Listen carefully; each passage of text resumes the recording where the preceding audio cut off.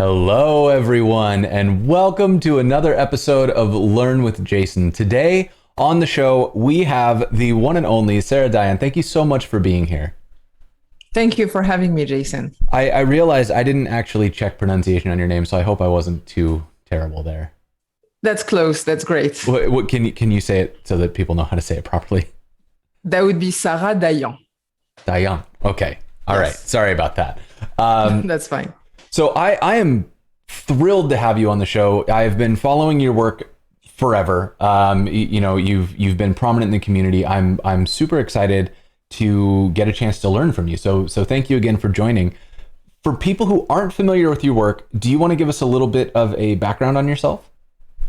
Yes, sure. So I'm a software engineer. I've been doing software engineering for more than a decade now. I specialize in front end. I've been doing that for probably the most part of my career. And currently I work at Algolia, which is a search company which you probably saw on any documentation website out there. So yes, that's one of the things we do. Yes, and I work in the developer experience chapter of Algolia, working mainly on documentation. But recently I've hopped on the Autocomplete project, which is what we're going to talk about today.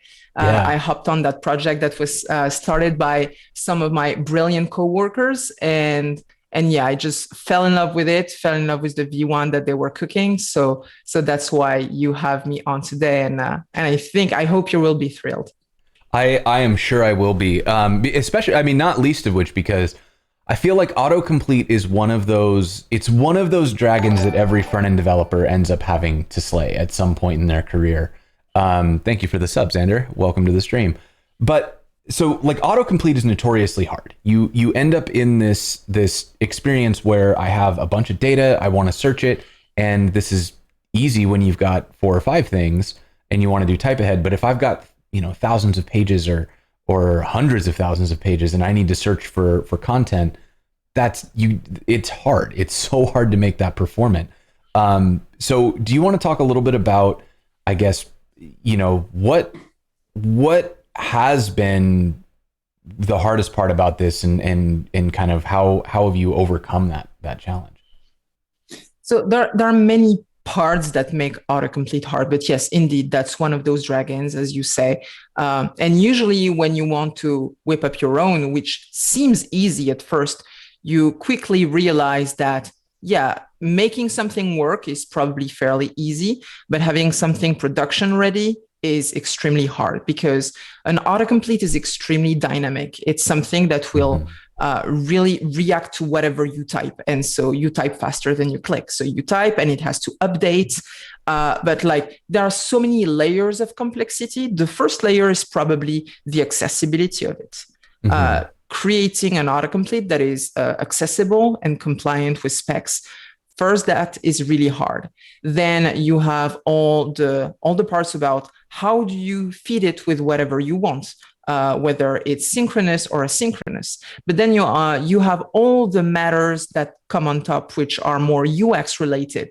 Let's say you have many different sources, and those different sources are asynchronous, but they don't respond at the same time. How many times do you want to flash the UI? Do you want to wait a little bit? Do you want to wait for everything to be done? Do you want to have some kind of threshold, etc.? So all those kinds of concerns you realize whenever you start going deeper into it and you want to build something that is really production ready and great and that people will enjoy, whomever uses it, whatever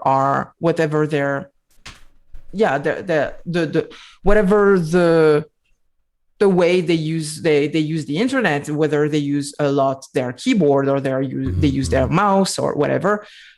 You realize that it's probably a project in and of itself. I would say kind of like search, when you start building your own search, you realize maybe that's not such a good idea. If I want to get something that is, customer, like industry standard, Right. probably that's not the best idea. And I would say the same for, building your own deployment platform or anything. Yeah, maybe you can whip it up yourself with AWS in one afternoon, but having something robust that will handle everything and anything that you can think of is probably not worth your time. So that was kind of the idea behind building this library. And it's been around for a while.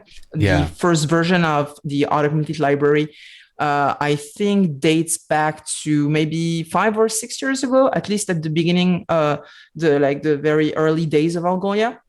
And it stayed in V0 for a while. And back then it was like, I think it depended on Zepto or jQuery, which made a lot of sense back then. But then we kind of left it on the side.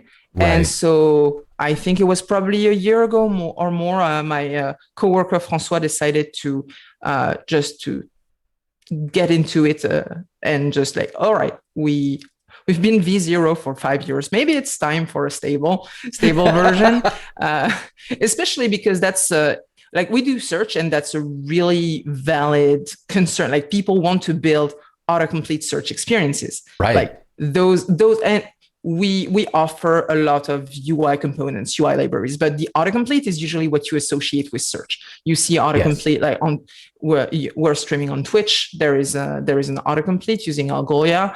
On Slack, you see an autocomplete when you do your search. On Amazon, you have an autocomplete. Whenever you use e-commerce, the common pattern is that you have an autocomplete, and then it leads you to a search page where you have like the full page is dedicated to that. But usually when you think about search, you think autocomplete. And that's probably the most versatile, portable UI component that you can associate with search. So of course we had to take care of it. Absolutely. And like thinking about it, if I really think about the way that I use the internet, I rely on autocomplete so heavily.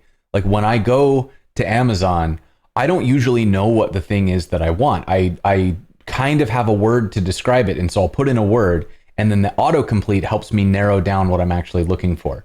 And if I'm, half the time I go to Google, I don't actually know what it is. I start typing a phrase, and then the autocomplete helps me figure out what it was. Like the other day I was trying to search an actor. I couldn't remember the movie or the actor's name. So I was like, guy in movie about thing. And it like Google figured it out for me. The autocomplete saved my life. I do the same thing with food selection. I start typing in the name of a restaurant, and the list helps me pick what I'm going to eat tonight. So autocomplete is such a critical thing. And to go back to something you said earlier that I think is so, like, it's kind of a gut punch as a dev. Some of this stuff is so easy when it starts. You get your proof of concept and you feel, wow, this is like, I'm the greatest dev alive. I can build anything. And then you start looking at production readiness, and it ends up sitting on the back burner forever. You just don't ship that feature. I am personally guilty of this. I don't have a search on Learn with Jason because it's too hard for me to build. So I just don't have it. I'm like, people will use Google. That's a terrible thing to do to people, is to say, well, it's hard for me to build this thing, so I'm not going to put it on my site. And so what I'm really excited about to learn from you today is how can we make this work? Like we've got 90 minutes, we've got 82 minutes left here, and I'm pretty sure we're going to be able to do this. We're going to be able to build an autocomplete box with real data from a real website, and that is unbelievable compared to how much work it would take for me to try to roll this on my own and do all the UX things that you mentioned, all of the considerations around accessibility, the considerations around like just making this thing comprehensible. So yeah, I'm really, really excited for this one.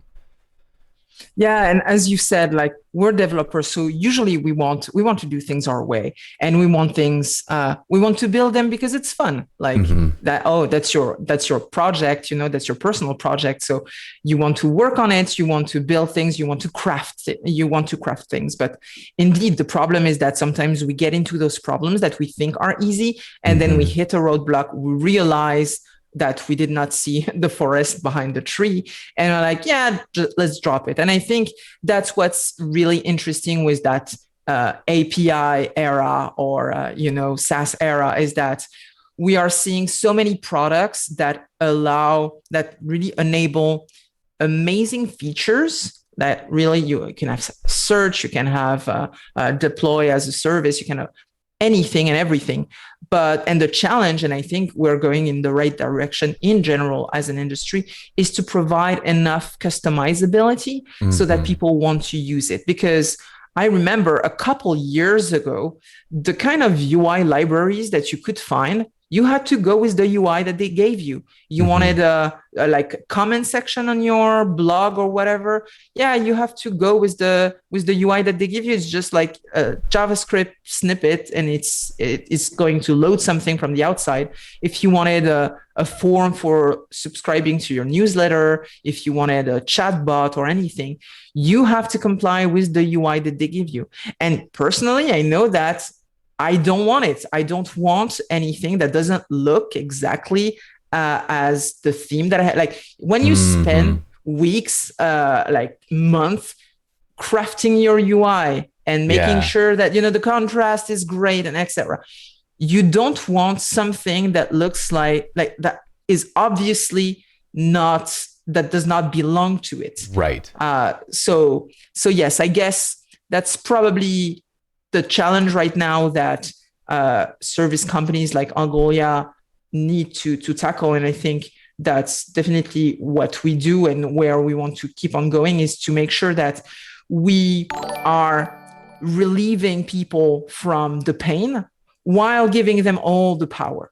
And that's a really difficult balance to strike, but at the same time, this is fascinating. Yeah. Welcome, Ben and Raiders. You came just in time. We are talking about autocomplete using Algolia, and just all of the things that make it challenging, and all of the things that Sarah and her team are doing to make it more approachable for us and give us a lot of power. I love the way you put that you want all of the power and none of the restrictions. Like I really think that's at the core of a lot of developers, right? Like we want to be able to do whatever we want, but we don't want to have to do everything.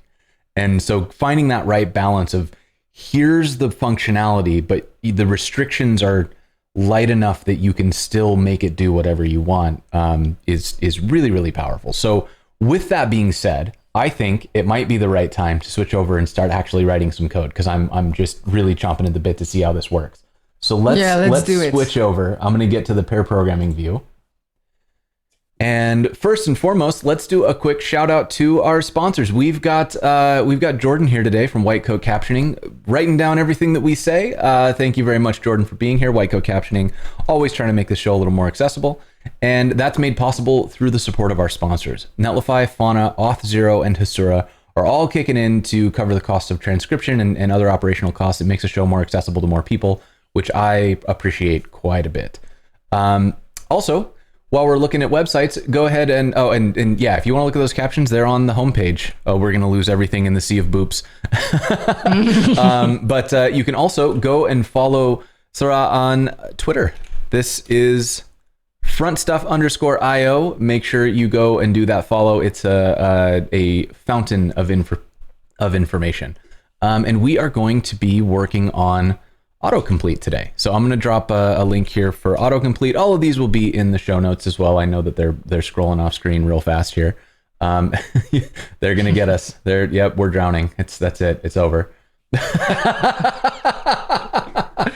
That's the best. This is what happens when Cassidy and crew show up on a stream. We're being DDoSed. Yeah, more boop DOSed. Nicely done, chat. You have successfully buried us. All right, so if I want to get started here, here's our autocomplete boop DOSed. Yeah, good job.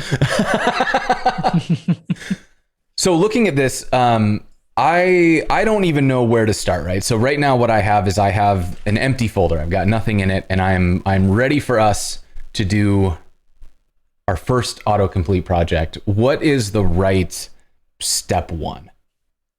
So the first step would be really to create a JavaScript project. Like, okay, we want to have something where we can maybe run a little server. So Vite is probably the best solution because it's going to be fast. And you could do it with a CDN, really. Like you could just link it from JS Deliver and it would work.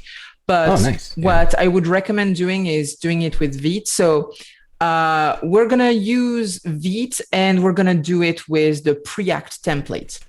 And so the reason why we're going to do it is not because we're going to use React or Preact. Like what we're going to build is like a really vanilla JavaScript autocomplete. You can use autocomplete with vanilla JavaScript, Preact, React, Vue, whatever uses a virtual DOM. But yes, the thing that you need to understand is that Autocomplete JS works with a virtual DOM.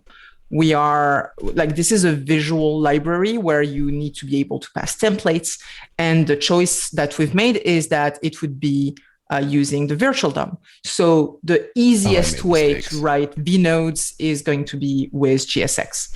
So the reason why we want to use Preact is really to have it as, act as our JSX runtime. Sorry, I screwed this up and like implemented a project inside of a project. So I'm just doing it again. So let's get inside here. We'll get this set up. And now we have our Vite project. So I'm going to install. Neat. And now I'm going to open it up. And here we go. We are in VS Code. It's in the wrong window. Get over here. There you go. All right, so we're looking at a pretty basic setup here. We've got simple config. It's using Preact there. Our index just has an app ID, and then it looks like we have an app.jsx, pulls in a logo, and a little bit of paragraph, and that's it. That's the whole app. All right. That's pretty cool. Yeah. So I think if we look at the Vite config quickly, we probably have we have the Preact plugin, so we won't even need to import, the create element thing from Preact. So that's going to be cool. So maybe the next step would be, the easiest would be to go on the getting started of the documentation, and we're going to follow it step by step. So here you are in what is autocomplete, and then you have getting started. And here it will basically tell you, how to start building it. So we're going to start by installing Autocomplete JS. So again, we have Autocomplete JS, we have Autocomplete React. We don't have React. We have Core and JS. And then on top of that, you can build it with anything that uses a VDOM. So again, Vue, React. And if you're not, then you can use Autocomplete Core. And then you can use it with Angular, with Svelte, with anything not using a VDOM. Okay. So we have the dependency. Yep. Cool. What would be the next step then from the docs? Let's see. There's a theme. Yes. So that's the theme that we provide. So we want it to look good right away. And of course, you can override that. What we recommend is that you start from the CSS that we wrote, and that you customize it, because we provide templates that will look good already with the classic theme.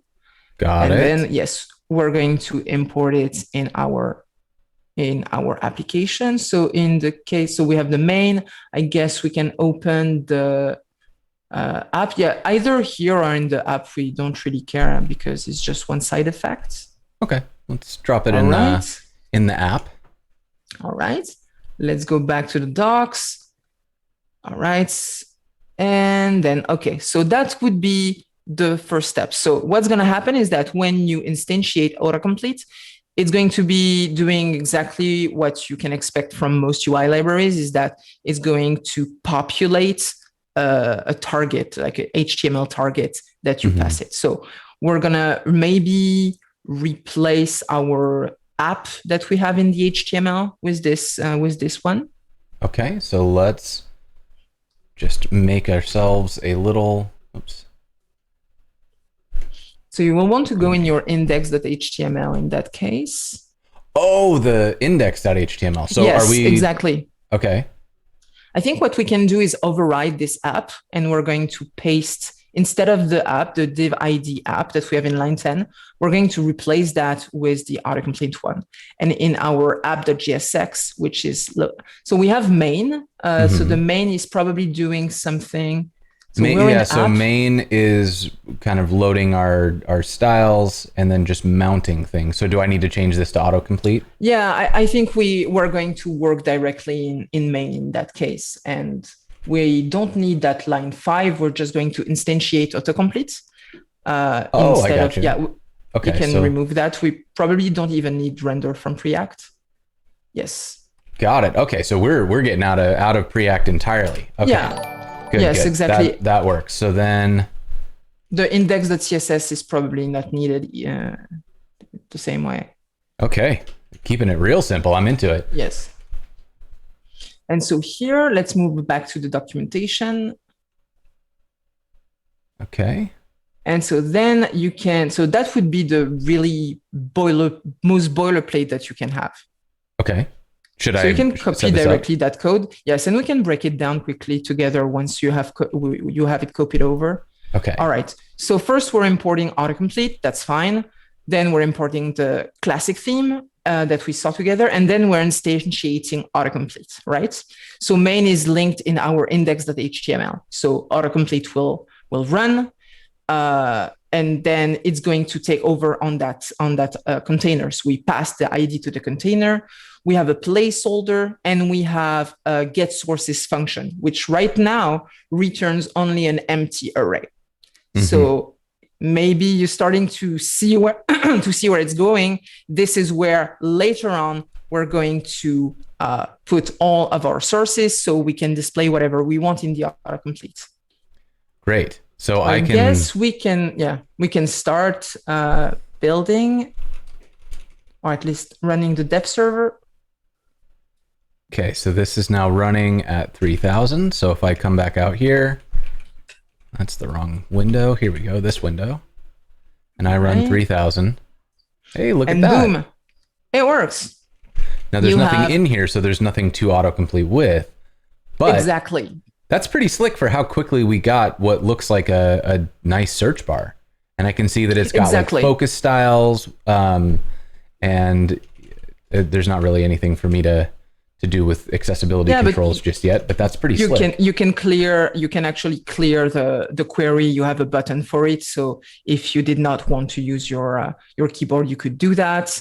If you maybe resize your window, you're going to see that it can be styled for mobile, but it's going to be even more interesting later on. Ooh, nice. So see, that's great. That goes full screen, etc. So you will see there are a lot of little really sleek, really interesting patterns that we can see later on once we have some data in that. For sure. So maybe the next step. So let's go back to the docs. Getting started. This is the one we want. Yes, exactly. So what would be the next step? I think we are ready to define the items to display. So let's look at this code snippet together. So here, maybe I can break it down a little bit so it's easier to understand. So you have an Algolia index, right?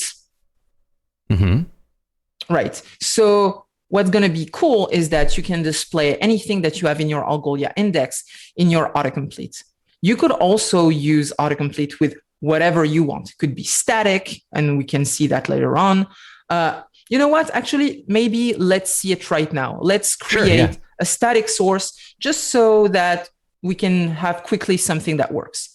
So let's look at the get sources. If you look at the get sources function that you have in the snippet, you can see kind of the shape of it. So it returns an array, and that array contains sources. And basically what a source is, you have a source ID, which is just the identifier for the source. You have a get items function that returns items, so an array of items. And then we're going to provide templates so we can render every item. So let's do that together. We're going to do it live and without documentation. It should be easy enough. I love it. All right. So let's go in the return. We're going to create an object, and we're going to pass it a bunch of properties. The first one is going to be source ID. Yes, and you can pass it whatever string you want. Can be main or whatever you want. Okay. All right. Then we're going to have get items, and this is a function. And this function returns an array of items.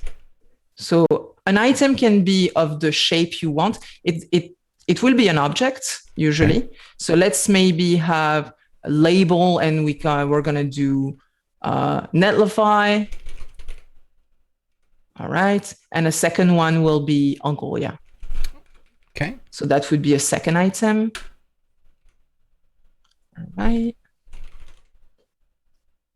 Awesome. And now we're going to pass a third property after get items, which is going to be the templates, because right now we're returning the items, but we don't have any templates. I just realized that autocomplete works on this. Autocomplete. So that's really nice. Nice autocomplete on VS Code as well. So templates it's an object, and you can pass several templates. The one that you are interested in right now is item. Item is a function. Autocomplete has changed my life, like being able to do it's amazing. Okay, so item is a function. Yes, and it's provided with a bunch of things, but you can already, so inside the parenthesis, you can destructure item. Okay.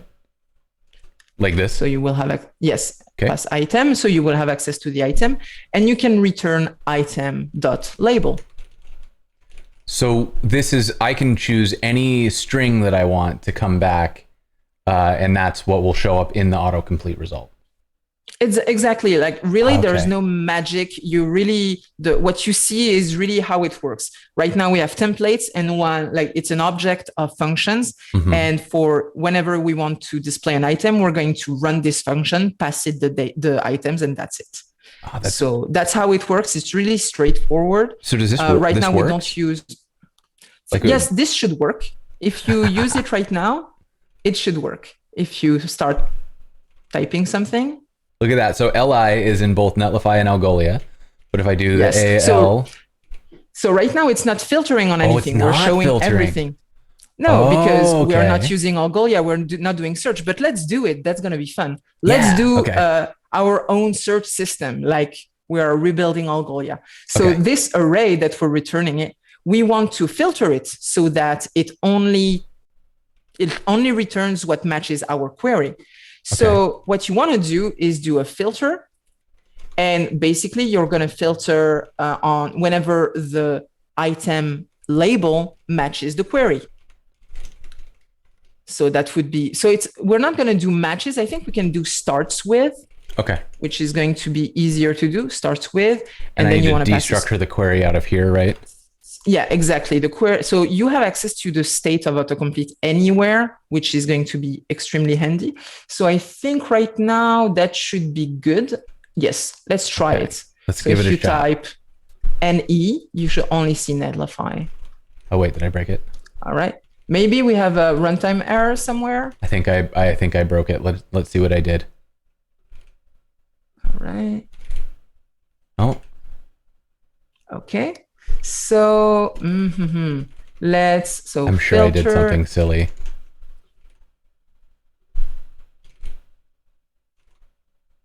Okay, so that part is okay, but what am I must be returning. Item label should be starts with query. Let's maybe log it from the inside of a filter. Is it starts with? Should be starts with. You know what? I know exactly what it is. You can go back. We need to lowercase the label and the query just to make sure that, because right now it's case sensitive. So we need to go to lowercase on every, so maybe you can do it directly on the item.label. You can chain it. I guess I could do that. Yes. So that would be to lowercase, and same on the query just in case. And let's not forget to return, because right now this is not returning. Yes, this should work. Got scared for a second, but yes, I'm sure this is that. There's Netlify. Boom. There's Algolia. Awesome. Beautiful. Yay. So here we just build search. So who needs Algolia, right? Well, in some cases you would need Algolia because there are many things, of course, that you cannot do on the front end. For example, you cannot do, you could do it, but probably in a much less efficient way. But things like fuzzy search, typo tolerance, like highlighting, etc., and then all the infrastructure that comes with it. Well, yeah, because like you can imagine if you were trying to do, say, like a site search, right, where instead of being Netlify, this would be like build with Netlify, and this might be like getting started with Algolia. So now I search for Algolia, and our little search won't work. And then you can imagine that it would also have like a description. And maybe it would have like a bunch of other fields. And now to do this, we can't just do like a little search like this. We gotta dig into these objects. And as you said, there's stuff that is really hard to do. Like, what if I slightly typo Algolia? I still want it to show up. Or if I type like the started or like tutorial, those sorts of things, I still want to find that content. But it's probably not going to be exactly this, but maybe there's a tag for tutorial that I do want to search. So, and this is where Algolia is doing a whole lot of work that we are not doing. And really, like, this is when we joked earlier that like, you'll start and be like, I'm a genius, this is so easy. And then it's really not really fast. That's what we're talking about. yeah, definitely. And like there are many things we're going to see it because we're going to go on the Algolia dashboard and see your index. But there are things that we don't think about. Like, right now we have just Netlify and Algolia. But let's say I'm looking at your website and I search for Cassidy. So you probably did a lot of streams with Cassidy. But maybe I want the most relevant first. You want to see my shame? Go ahead. This is how I search on my site right now. Oh, that's the best way of searching. Command F. It's horrible. That's fine. This is fine. Really, I do that every day. But yeah, you see, you have many streams with Cassidy, but maybe in the list, the first one is not going to be the most relevant. It's going to be just the first one in the list. So if I type Cassidy, maybe I want the most popular show that you did with Cassidy. Or maybe if I type Cassidy React or Cassidy Jamstack, maybe I want the most recent one. Right, so and this will completely fail. Yeah. If I search Cassidy React, I'm done. I can't control F anymore. And if I just search React, well, now I have 38 results. So it's significantly harder for me to go in and find things.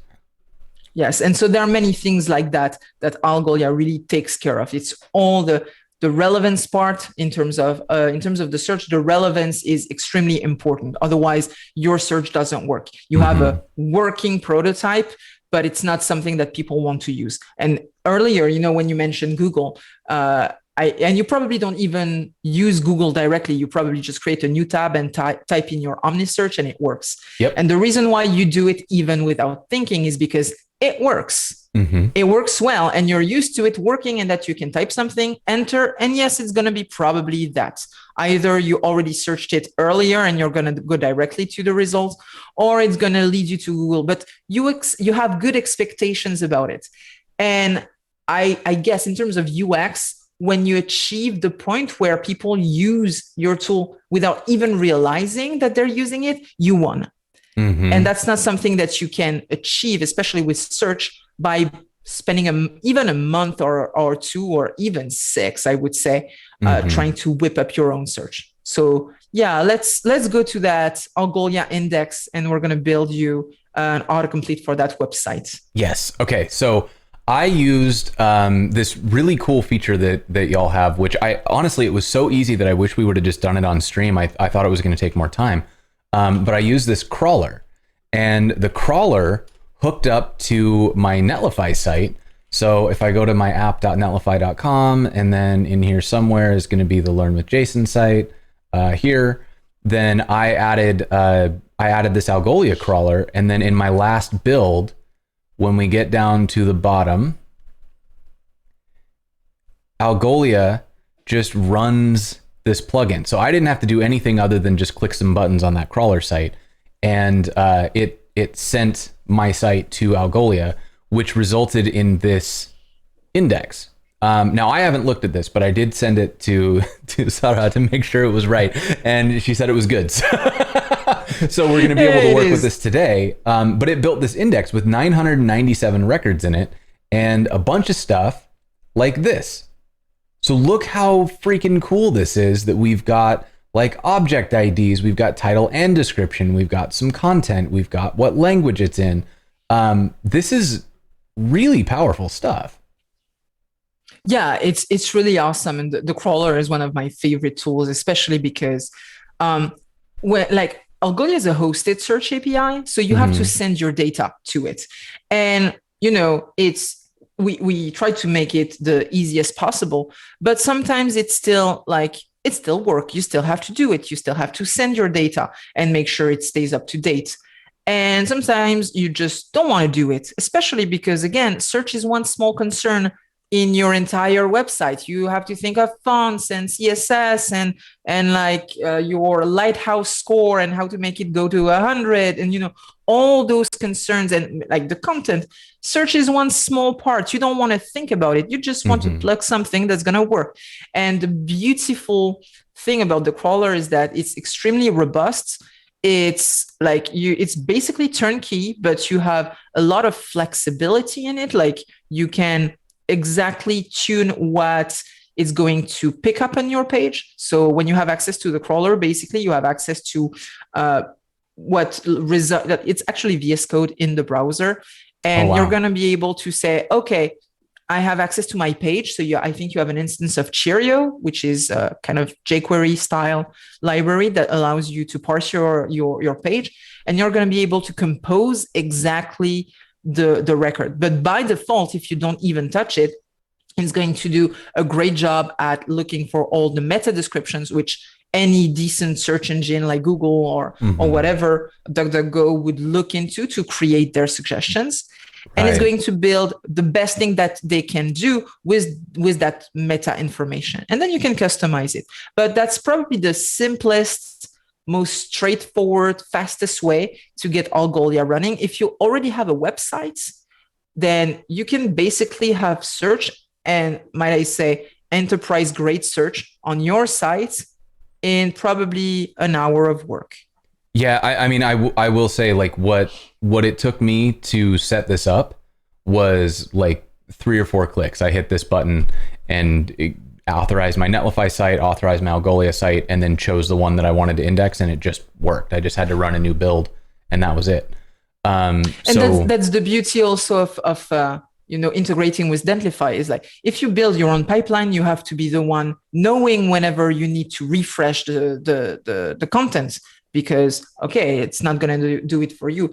But the beauty with Netlify is that you know exactly when there's new content because you have a new build. So why not hook into that? It's like getting the best pieces of all those services, integrating them together. And like, that's the beauty of Jamstack, is that we have so many awesome services that are do a really great job at what they do. And if we have like permissive enough API so that they can integrate, then anybody can have the best website they want and can really have like focus on creativity and making great stuff without having to think about, I gotta run a server myself, and do I have to go Ubuntu or Debian or whatever? Like, who wants to think about that when you can, create cool websites and think about the content? Like, you ship a lot faster, I think, when you have those kinds of tools. You have no excuses. You basically can just think about your content and move on. Absolutely. Yeah, I couldn't have said it better myself. I love all of those things about like this approach, this architecture, about these tools, about the ease of integration. But okay, you said it all. I'm not going to repeat it. Now I want to see it in action. So I've got this index here. Yeah, definitely. Let's make it work. Let's get some search going here. So cool. I'm going to do the part that I know how to do, and I'm going to say search for episodes. Okay, that's all I know. That works. You've done half of the work. Basically, we're going to copy paste, so that's probably half true. Let's see. All right, let's go back to the getting started so we can see the code, and we're going to break it down. So the first thing that you can see here in line 1 is Algolia search. So Algolia Search is the JavaScript API client. In that case, it's JavaScript that we're going to use, and it's going to be the one that interfaces with the REST API. Algolia is the REST API, and on top we have API client. So we need to install Algolia Search. Okay, and I need to install this as well. Yes, you need to install. So the npm install Algolia Search. All right. So while it installs, we can go back to the code. So that's the first aspect. Then you can see in line 6 to line 9 that we are instantiating the search client. So the search client takes your application ID and your search API key. That's something that you can find in your Algolia dashboard. So if you go in API key, you need to browse a little bit so I think you're already in the right place, but in the sidebar, you can see that you have more items. So you need to scroll a little bit. And you have API keys. All right. So here you have your application ID. So that's the first one. Okay. You can copy it directly, paste and that it goes in here. Yes, exactly. Okay. And the second one is your search only API key. That's this one. So you can copy it. That's not like, it's okay. It's a public information. The one that you don't want to share is the admin API key. As soon as you share it, the world explodes. So that's not, that's definitely not something that you want to share, but you can see that it's encrypted with a lot of front-end encryption. So it's okay. Nobody can see it. But yeah, right now you have a working client. So let's go back to the getting started. Okay. So the next step, so you can see that, so we have the search client. Then you can see that in our get sources, we are going to do a bit more stuff than what we have right now. So maybe we can get rid of this static source. I am going to comment it out so that we have it in the source code. Yes. And we will do up here, let's see, we'll do a new one, source ID. Ours is going to be episodes. And then I want to get items. Yep. And I'm going to return. And so here what you're going to use is get Algolia Results. So this is exported from Autocomplete. So it's get Algolia Results. It should auto import it. It sure did. And yes. So this is as you can see in the example on the side, it takes an object, you pass the search client, all right? Then you are going to pass the queries. So let's look at the shape. Let's maybe scroll a little in the documentation. Okay, so you're going to be able to pass several queries. We only need one in our case. So first you're going to pass the index name, the index that you want to target. And so the fact that it's an array gives you a good idea that if you wanted to target several indices, you actually could. You could query many different indices at a time. But right now, we're going to only do your index. So let's go back in your dashboard. Let's go back on the indices. And so here you can see that you have this little copy button. Here? Yes. And that's copy going index to name. Copy, yes. And so you're going to be able to paste it. Ta-da! Then let's look at the rest of the signature. Getting started. Let's get this back over here. So then you have to pass the query. So the query is returned normally from, you already have it from get sources in your code. You could also have it from get items. It's really whichever you want. There we go, query. So I have my query. Yes, and then we could pass parameters, but that's really up to us. If we want to, we could, for example, say that we don't want more than 5 hits per page. So yeah, maybe let's say we want hits per page 5, and then we can change that. So those are Algolia search parameter. You actually have that in the Algolia documentation. You can see we probably have over 60 search parameters. You can do pretty, not search parameters. We have both indexing and search parameters, but you still have a lot of params that you can pass to your search. For example, you could say, hey, I want to filter on the most popular episodes. So let's say you have an attribute that says popular and you computed that with some other information. You would say, I only want the stuff that is popular. I only want the things that feature this person. I only want the episodes that are longer than this length, etc. So you could start imagining the kind of UI that you could build where you could have some options at the top saying, hey, only long episodes, only short episodes, etc. And then the filtering capabilities of Algolia would allow you to take care of that. Okay. So I think we're good in that code. So right now, get Algolia results.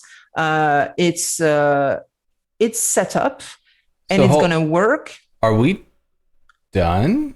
Did we do it? No, we need to pass a template first. Oh, because template. Right now there is no way for us to return it. Okay, so this is our get items. So now I need a template. Yes. So templates, and you would have item. Item. So templates is an object. Oh, it's not a function. Oh, right. Got it. Templates. And then item is a function. Okay. Yep. Yes. All right. And for now, we're not going to stress too much. We're just going to return JSON stringify on item, just so that we can see our full item, and then we can decide what we want to put there. Okay. Let's look at that. We're searching for Cassidy, and I can see Troll Your Boss with the Jamstack showed up real early. There's the content. All right, that's pretty cool. That's really cool.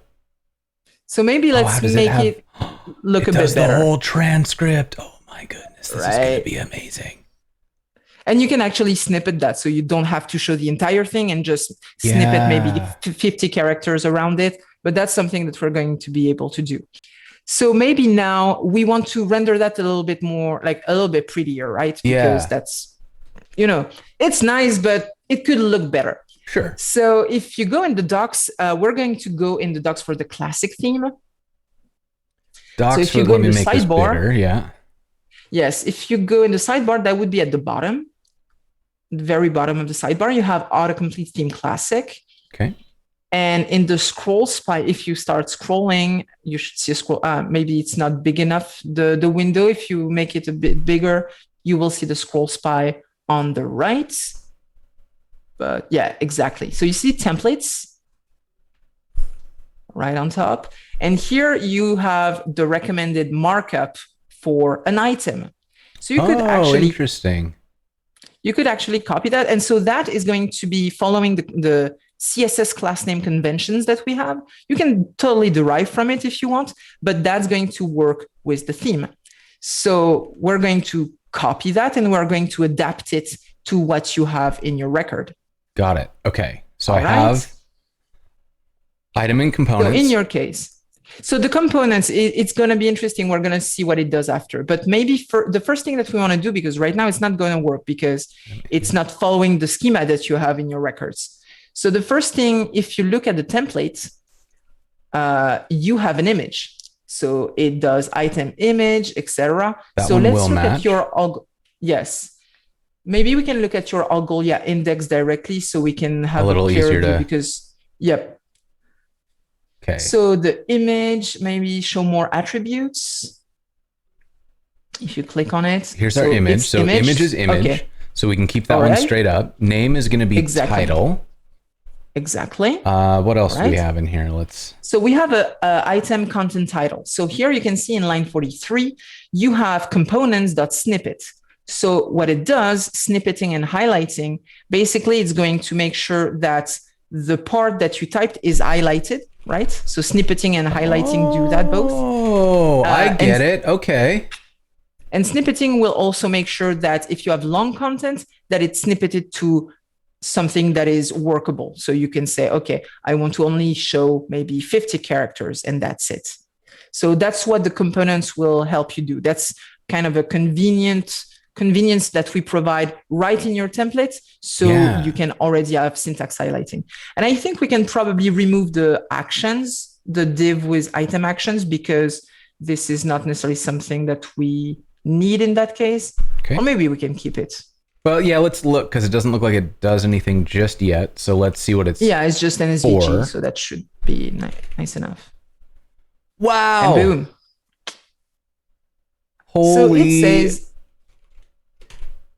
that really works well. That's really amazing. Awesome. And look, here's when we talk about Cassidy in the, oh, this is so cool. Like here's in the transcript. So, okay, then we can look at something that like we've never done a thing on. So if I say mechanical keyboard, dang it, that is cool. Oh, wow. Okay. That's really awesome. I mean, and like, I know that like, so transcripts in and of themselves are like incredible. They make the episode more accessible, and people can follow along who don't like listen. You know, you can watch and keep it muted, right? You can still follow along. But oh my goodness, this is so powerful for like, oh, didn't they talk about this on an episode? And you're like, I don't know, let's talk about tacos. And anytime that we talked about tacos, it's going to come up because it's in the dang transcript. Holy crap, this is going to be amazing.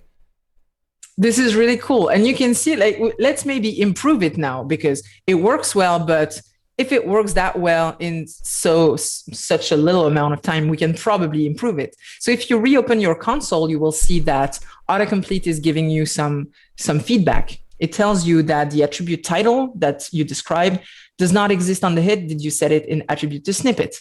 And that's indeed the thing, is that your title right now is not set to be so that you can snippet it. So the first thing that we want to do, I think for title, it's okay because your titles are never going to be longer than a certain like amount of characters. So instead of using snippet, we can probably use highlights.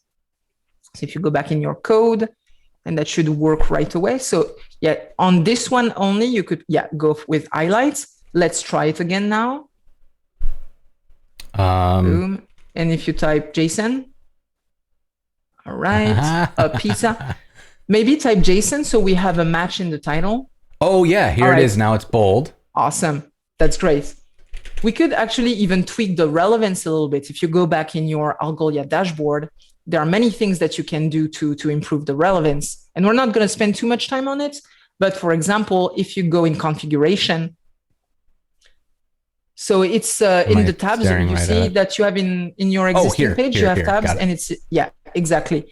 So you have ranking and sorting under relevance essentials. Right now you're on searchable attributes. And then you have ranking and sorting. It's in the sidebar. Yes. And so right now you can see that. So we have the Algolia ranking formula that we're not going to touch. And then what happened is that the crawler sets some custom ranking for you. And you can change that. You can keep it or you can change that.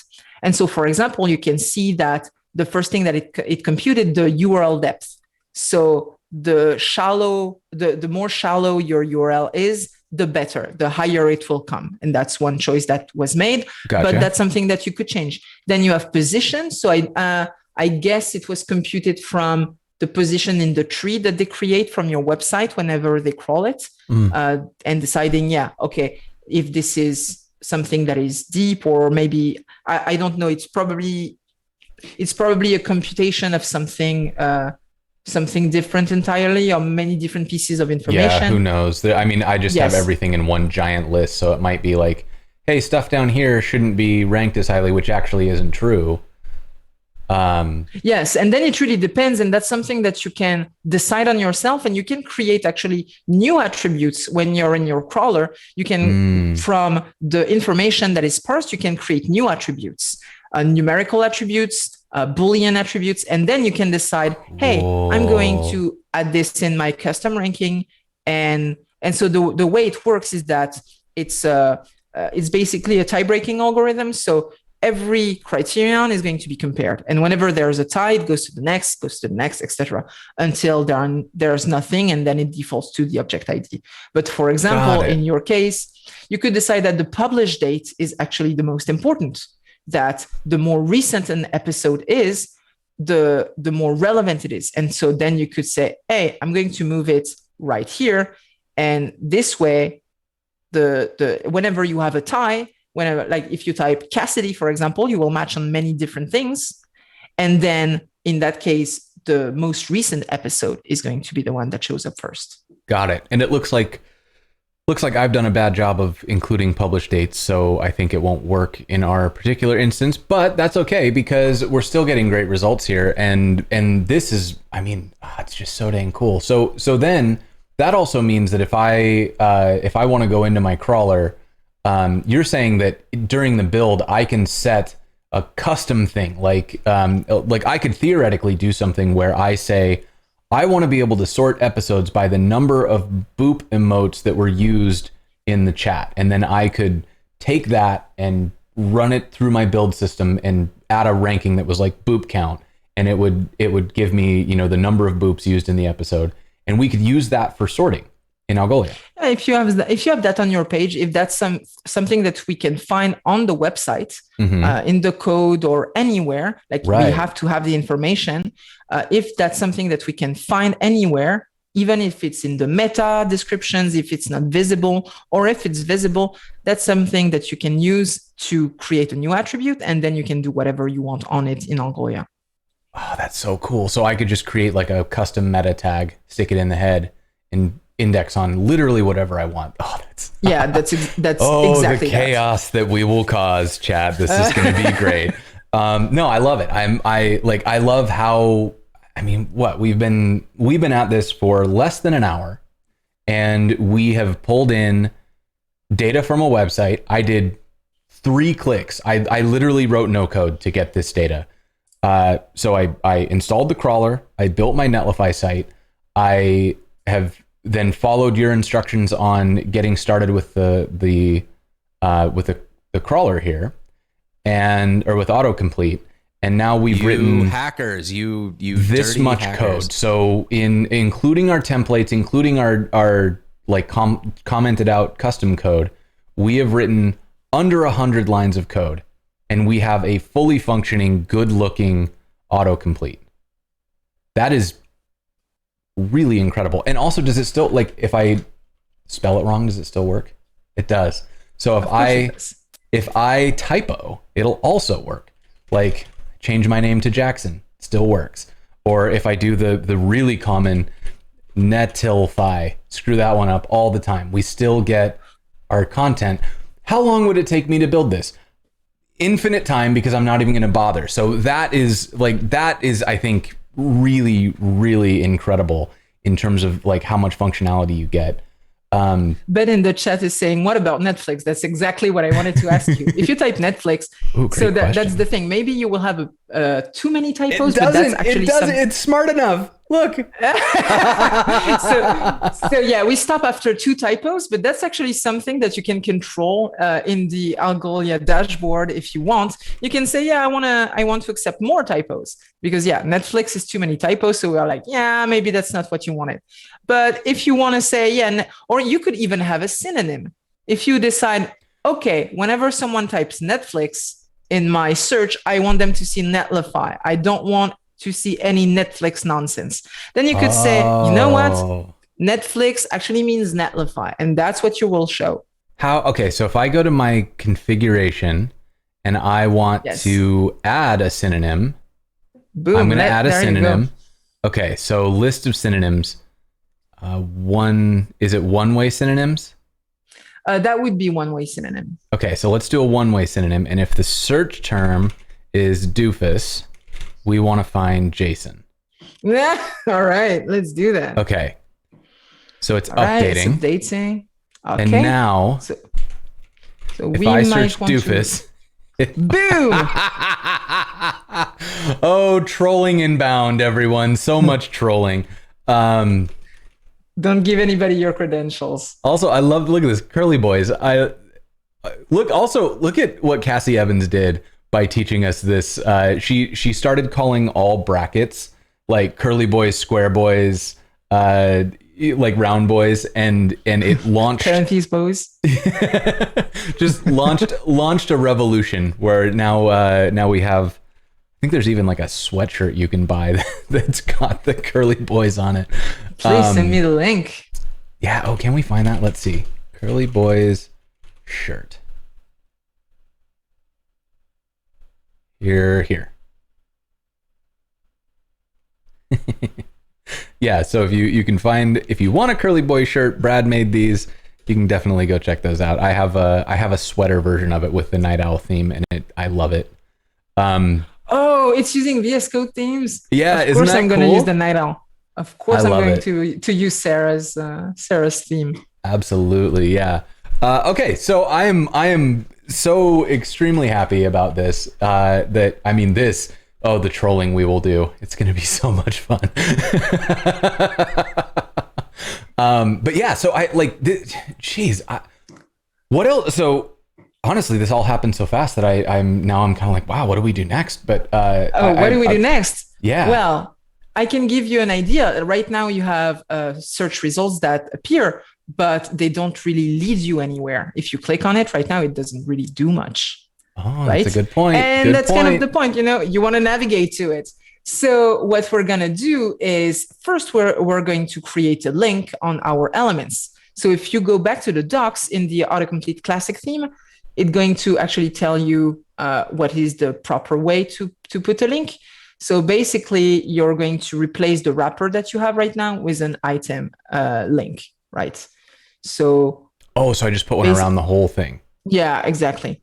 And I think you can probably replace the wrapper that you have right now with that. Okay. Yes, that's what it says right on top in the docs. So here's the wrapper. Replace in place of the item wrapper. Right. Don't use them both together. Okay, so I'm replacing my item wrapper. I bolded that because it really looks weird. And then I'm going to drop that link in. And I believe item.url is what works, but let's double check. So let's go to my indices. And in here, we've got the URL, and that's relative. So maybe I should, let's do it like this.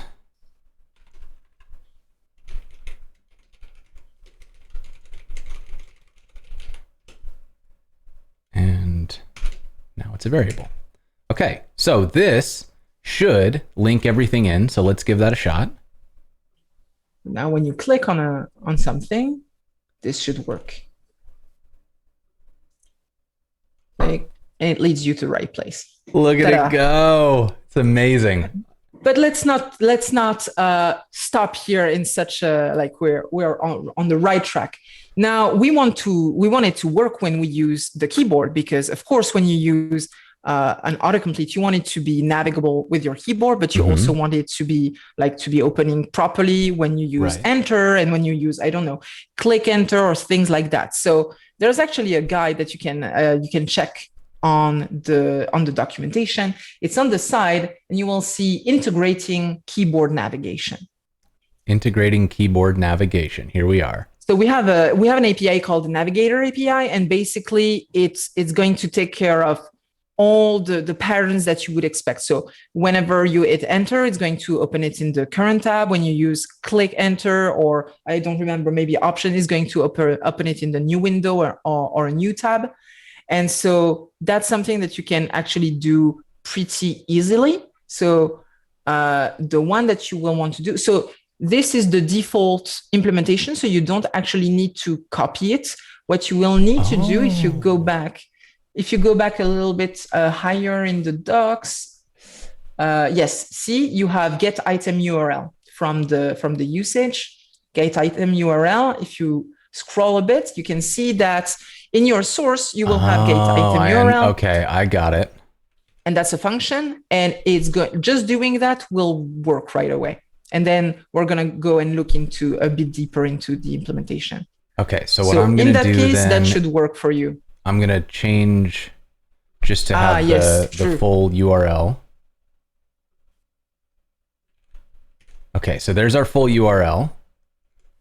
And now if I do this all with my browser, so let's type, and then I can go down. So I'm using my arrow keys here. I'm going to hit enter. And there we are. Boom. And every pattern that you would expect, like if you hit command at the same time, I think it's command or shift, that would open in a new tab, etc. So everything is like according to shift combo is box. a new window. Yes. Command is a new tab. I honestly didn't know that worked. That's amazing. So all those kinds of patterns, that's what we were mentioning at the beginning. You don't want to think about that. You don't want to look at the specs. You don't want to Right. look at, oh, what's the right way to build a combo box? Like people spend actually time working on that, but do you want to read it? Really? You probably don't. You probably just want to build cool stuff and not reinvent the wheel. And it's not that you don't care about it. It's just that it's too much effort. And there's only so much that we can do. We cannot rebuild autocomplete and then build a search on your website. That's too much. So this works pretty cool. But if you look back into the docs, what's really interesting is that it works with basically whatever implementation that you want. Because right now, the default implementation uses window.location. Mm-hmm. And so we navigate with JavaScript. But maybe if you're using a Gatsby website, you have, like navigation that will not require that you refresh the page. So you could use like React Router or the Gatsby navigate. Oh, that's super cool. If you scroll in the page, you can actually see a Gatsby example. Maybe you can check. Yeah, okay. So let's say you have a Gatsby website. It's just right here. You can import navigate from Gatsby. And in your navigate function, you can just say, hey, whenever you get the item URL, you're going to navigate to this item URL. And so it's pretty cool. When you do it with Next.js, it's the same thing. You can do exactly the same. So you can basically, like that's the whole thing about control that we were talking about earlier. By default, you will have same defaults that work great, and you don't even have to link into it.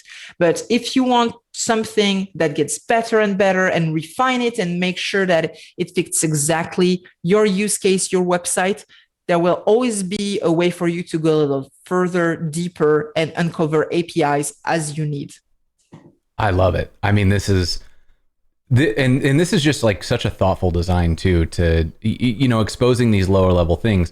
I don't want to have to think about it, but of course, if I'm using Gatsby, I want to be able to use that nice feature of not reloading the page to navigate, and putting these escape hatches in there, that kind of progressive disclosure of APIs, I think is such a nice flow that as you said, give me the controls as a developer to do whatever I want, but give me good defaults so that I get a great experience without having to do everything by hand. Because I'm never going to build my own keyboard accessible, fully functional autocomplete. I'm just not going to do it. But I will happily tweak this to look and function the way that I want it to, where I can, I'm absolutely going to go put this on my website like right after this. This is how great was this? How approachable was this? And I'll spend some time, with the styling and making sure that these images look like images and all the things that I'm going to need to do. But dang it, if this isn't just exciting, like it gets me excited to build the thing. Like before I was thinking about search and I just like, oh, I don't want to have to send the indices to Algolia. I don't want to have to manage like where this data comes from. It was just a lot of stuff that I didn't want to do manually. And this took all of that out and just leaves me at building a UI, which is the stuff that I like to do. Yeah, exactly. And like we're not the cops. If people want to build their own autocomplete, like they can do really whatever they want. And like, please, if you want to build an autocomplete yourself, like knock yourself out. I'm never gonna tell people don't build that, because that's fun and you learn stuff. Now, what we're talking about here is what you want to build is a search on your website. Mm-hmm. And if you want it to be great, it's probably a better idea to use something that already works. But yeah, you're going to learn a ton of things building your autocomplete. You can even look at the design of this one and other ones. There are other autocompletes online on GitHub. So that's something that you can check out. But what's really cool is that when you build that, yes, you're not building the autocomplete, like the underlying thing, but you still feel like you're building something, like you build it at the end of the day. And we're going to see that right after. You can customize it. Like this is really the bare minimum that you can do. Like if you go quickly on the Algolia docs and you open the search. So the search box here. Ooh, look at that. Nice overlay. Yeah, you can type anything, maybe. Yeah. Whoa! This uses autocomplete. Like, for real, it even That's uses amazing. an alpha version. It's not even the latest stable version. So this gives you an idea of the kind of things that you can build. So it's important not to feel like, oh yeah, but if I use libraries, then my creativity is gone. I'm just copy pasting. I'm not a real developer. Yes, you are. And because you have those tools, because you have Vue, React, whatever, you are freed from the stuff that you should not care about. You should care about making the most kick-ass autocomplete search experience with a preview panel, with some kind of, I don't know, custom query suggestions, and make them look awesome, create some animation. All right, maybe let's type PHP and then tab instead of, boom. You have tags. See, so those are custom things, and they're gonna become like official APIs in autocomplete soon. Wow. The tags API is actually something that I'm working on for this quarter's OKRs. But like those stuff, you can build that.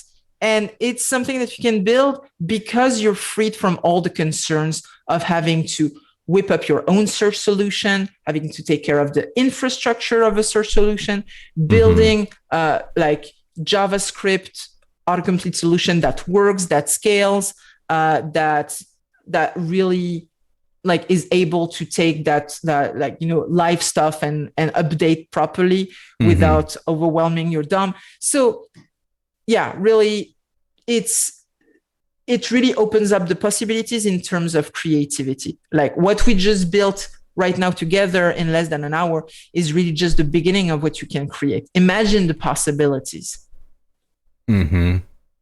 This is, really, really just, my mind is kind of exploding with what we could do with this, right? Benny asked in the chat, is Algolia grabbing the video thumbnail? So in my case, yes, it is grabbing the video thumbnail, but to be clear, I generate this video thumbnail. It's not going to YouTube and getting a thumbnail and bringing it back. This is something that my site generates for use with the videos. So these thumbnails here are generated by my site, not pulled from YouTube or anything. But what would be actually really cool, because I'm sure you have the information on your site, is that if you index the YouTube code, what you could have, like, let's say you build that preview panel like we have on the Algolia docs, then you could put that image right in the preview panel. And when people click, you could replace it with the video from YouTube, and people could start looking at the video from the autocomplete just to see, hey, maybe if that interests them, if they're interested in it. So that could be really cool. And that's really no magic. It's just, you have JavaScript. You can do whatever you want. And that's the beauty of it. You can display anything you want. Wow, the only thing that stops you is the limits of your creativity. But as soon as you're freed from having to take care of the infrastructure, then you can just look at the kick-ass autocomplete experiences that you have out there. You have many of them. You have plenty on the algolia.com domain, but you can look at Amazon. You can look at Netflix. Netflix has awesome search capabilities. You can look at Redbubble. I really love their autocomplete search. Look at that. Have fun. Gather those search patterns. Go on the Algolia Solutions section. You will find a bunch of inspiration and maybe even UI kits that you can use. And that's what you want to focus on. That's where the fun is. Yeah. Okay. So you just said something that I am just going to repeat because it's so important. You just said the only limit is your creativity, right? You're not being put in this place where I have an idea, and in order to complete my idea, I don't just have to have the idea. I have to build this whole foundational set of skills and figure out how to do fuzzy searching. I have to figure out how to do indexing. I have to figure out how to do all of these things that are really hard. They're very, it gets into computer science topics to start figuring out, how are we doing typo detection? How are we adding tolerance for that sort of thing? How do you do a fuzzy search in an efficient way? How do you get 1,000 entries into an index in memory and search them in a way that doesn't get really laggy? Those are all hard problems to solve. And then, by adding these tools, by putting this stuff into a package that makes it easy for us, that just gives us the raw materials, now we get to skip all of that. We don't have to learn this foundational kind of underpinning computer science stuff. We can instead focus on, hey, I am a developer and I have an idea. I want to build my idea. And it's stuff like this, what Algolia is doing with search, what the Jamstack in general is doing with allowing front-end developers to build full-fledged apps by, you've got the serverless approach and the decoupled front end, so that now we don't have to figure out how to deploy and scale a server. We don't have to figure out how to set up proxies and edge routing and API gateways. We can just say, hey, I want a function and I want a front end, and ship that thing, and Netlify puts it on the internet for you. Now we're only limited by what we can imagine, instead of like whether or not we've learned all these baseline skills of things that really aren't our area of expertise. We're expert front-end developers. Let's be expert front-end developers and use these tools that let us unlock all of that possibility. Yeah, there, you said it. That's there's nothing to add to that. I think we still have a little bit of time, so I would maybe love to go into setting up a plugin. We were talking about creativity and using really interesting search patterns.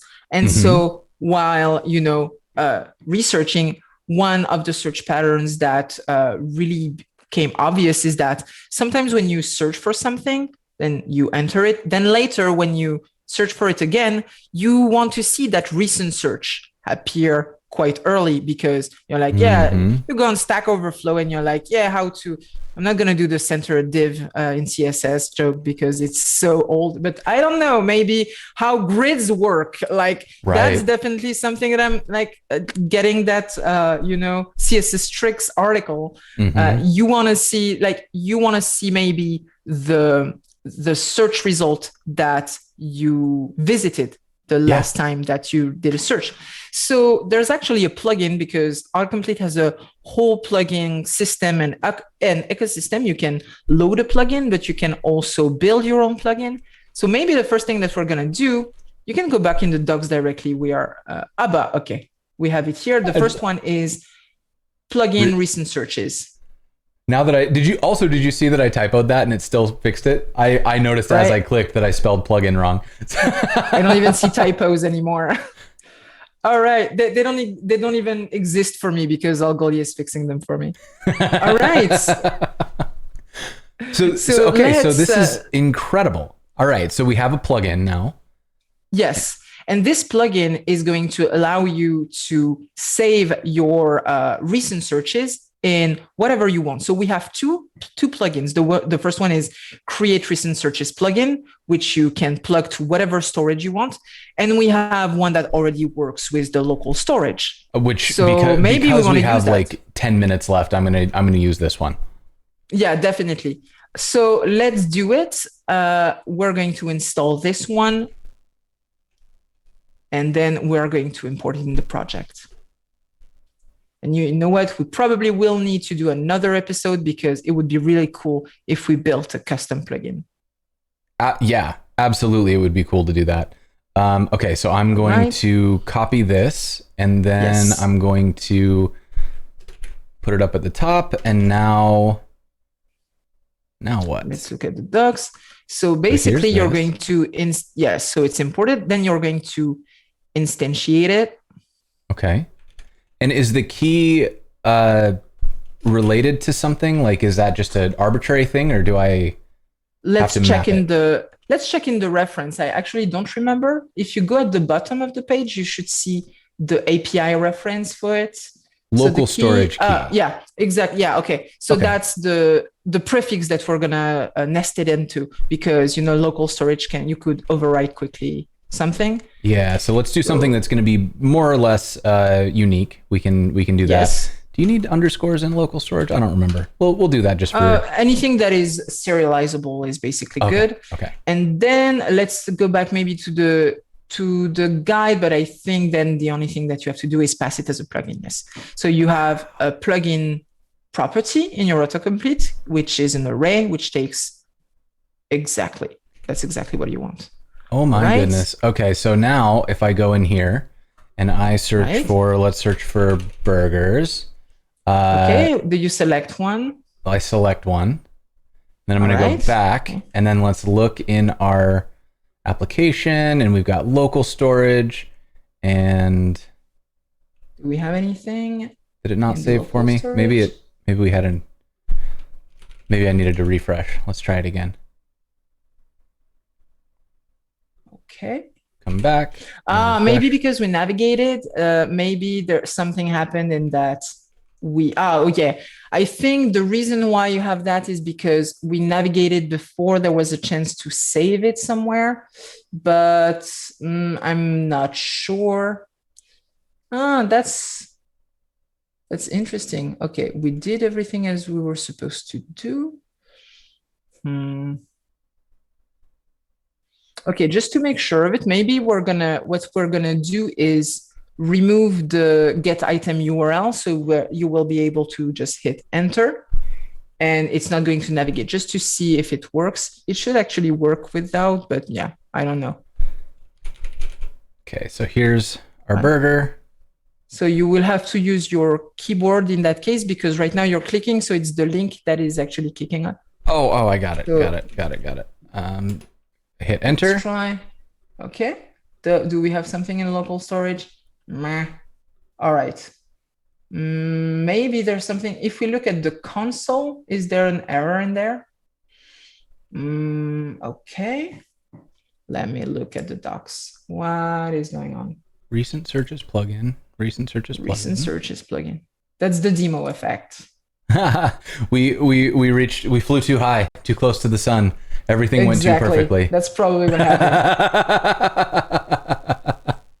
Let's make sure I put this in the right place, because I definitely just copy pasted it in. Autocomplete container, open on focus, and plugins. And so maybe I would be very odd if I had to put it at the end, but it's an object, so that would be ridiculous, right? It's the right name, recent searches.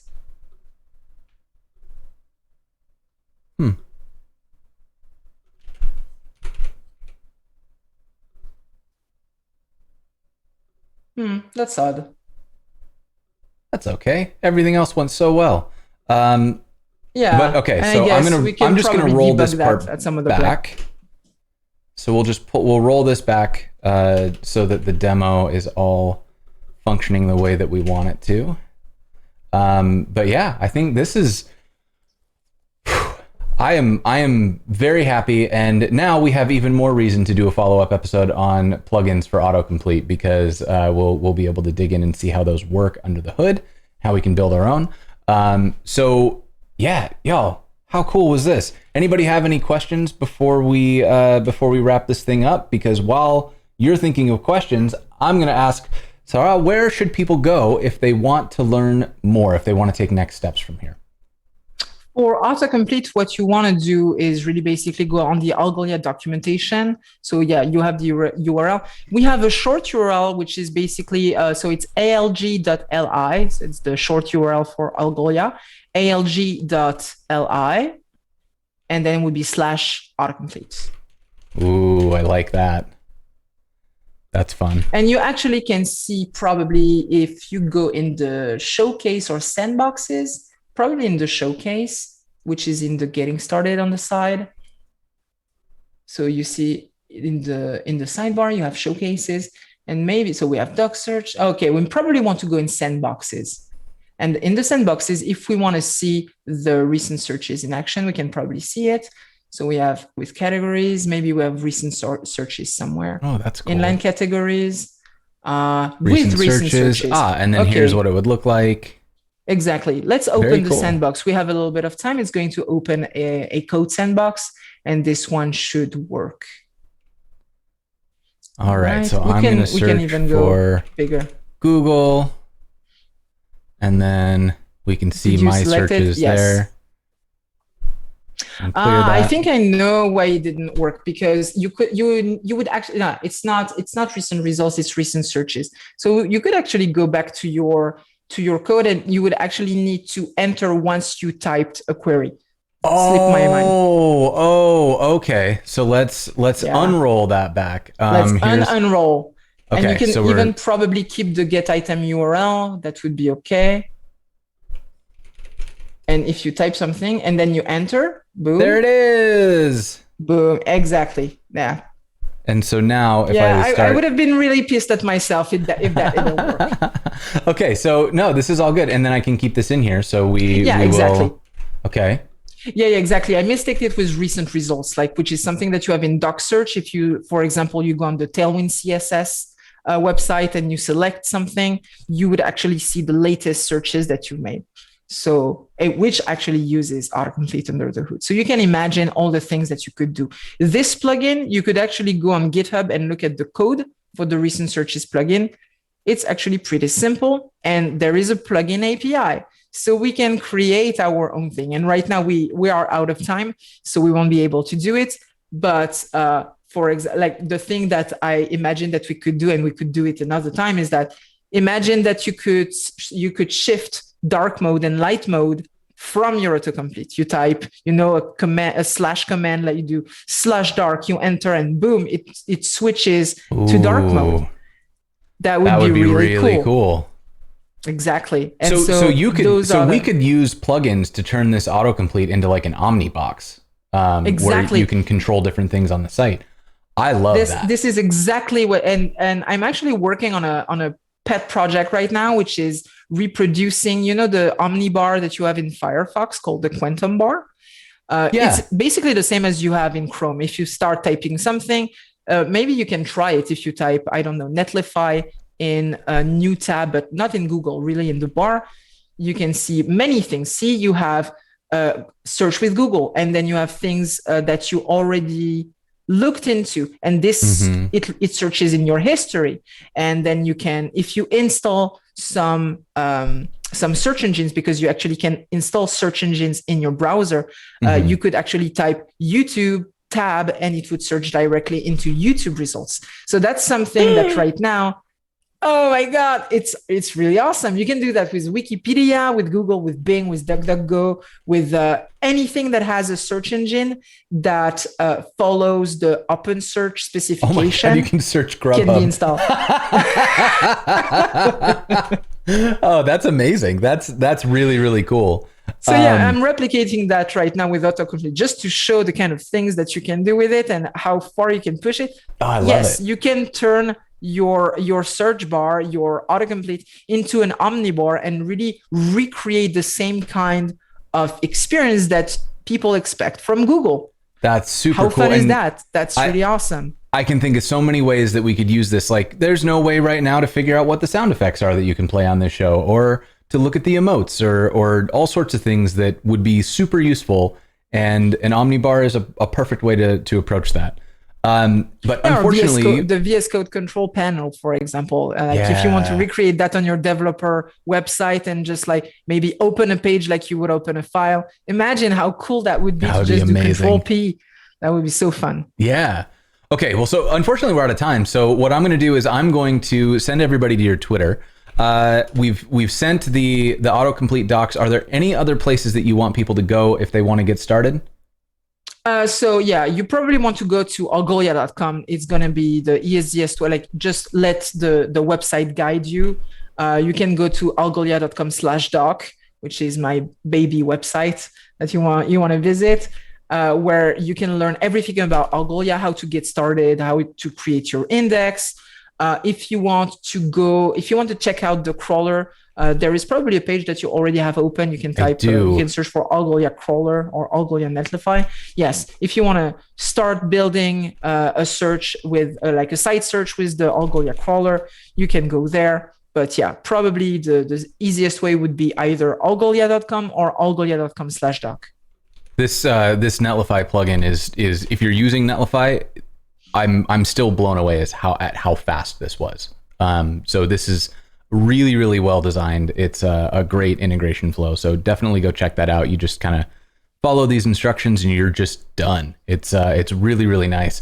With that, let's do a shout out to the sponsors. We've had Jordan with us all day. Thank you so much, Jordan, for doing the live captioning. Jordan's from White Coat Captioning, who is with us every week. And that's made possible through the support of our sponsors, Netlify, Fauna, Auth0, and Hasura. Once again, make sure while you're on the website, you go and check out the upcoming schedule. We've got so much good stuff coming up. We've got Brian Douglas coming back later this week in 2 days. I can't wait. I love Brian. He's the best. We're going to learn about GitHub Actions with fork PRs. We're going to learn about Flutterflow, Blitz.js, CLIs and Rust. I mean, this list, and also I tweeted about having people come on the show last week, and I booked like 25 episodes or something. So the schedule is amazing. I'm so excited for all the people who are coming on. So definitely go and check this out. With that, Sarah, thank you so much for hanging out with us today. This was an absolute blast. Chat, as always, thanks for hanging out with us.